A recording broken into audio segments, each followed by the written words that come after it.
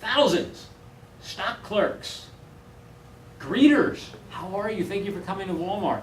Which is funny, they keep that legacy alive, but the greeter's not really an effective position, I think we could all agree, at Walmart these days. Good PR. But it was an effective position.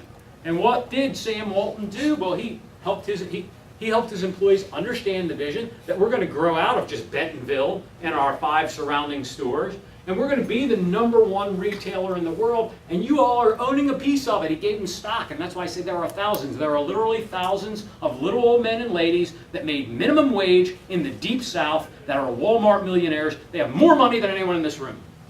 Thousands of them.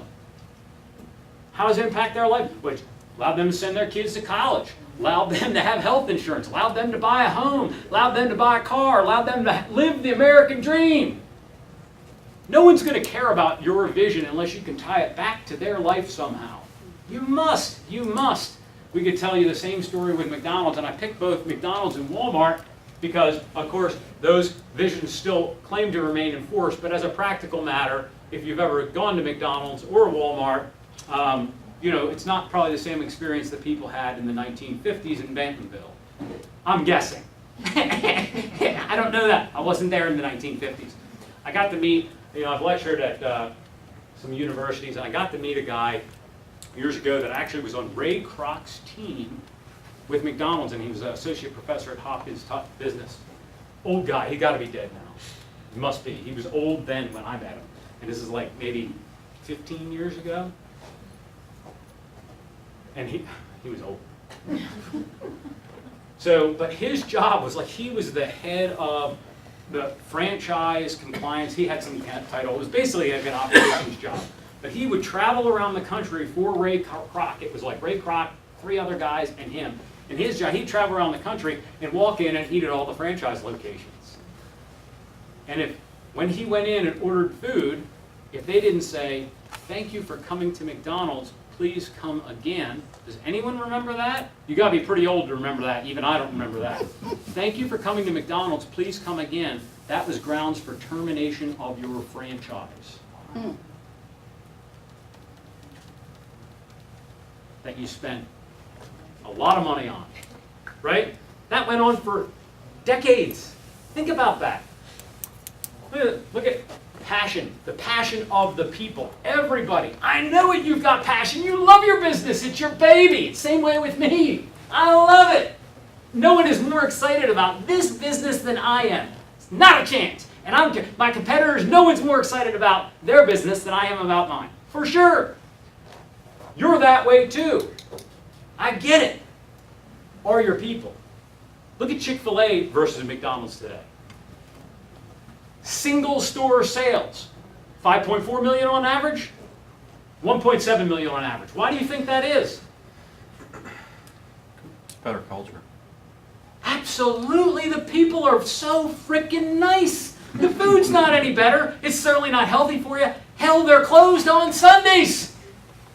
And I get it. There are evangelical Christians that populate Chick-fil-A. That's not an enormous percentage of the population, right?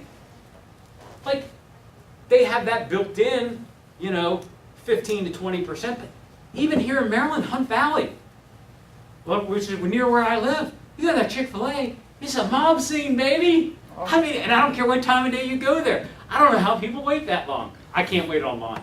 But it's crazy. And it's amazing. Everyone's bought in. So my children attended St. Paul's School. My son was on the soccer team. My daughter was in the concert choir, chorale, whatever they call it there. And they would have these parties. And you know what? Not just the kids. They have it's the soccer party. And you'd say to the parents, "Oh, what should we get?" You know what the parents said? Chick-fil-A! Chick-fil-A!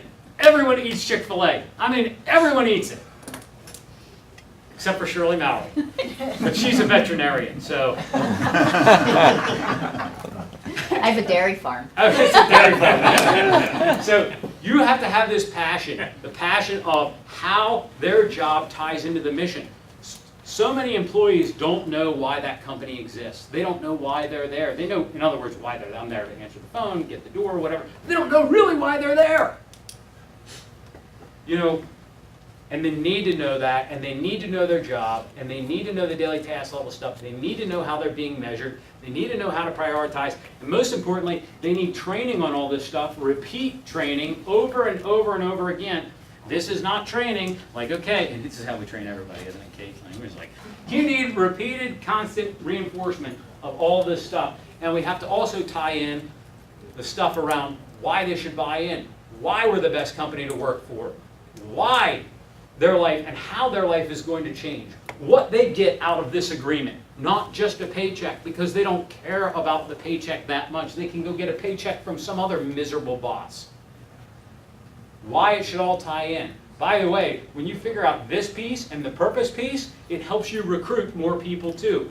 All of these 5 P's, 5, Keith, not just 3, all 5 P's tie together. They're all really one P, right?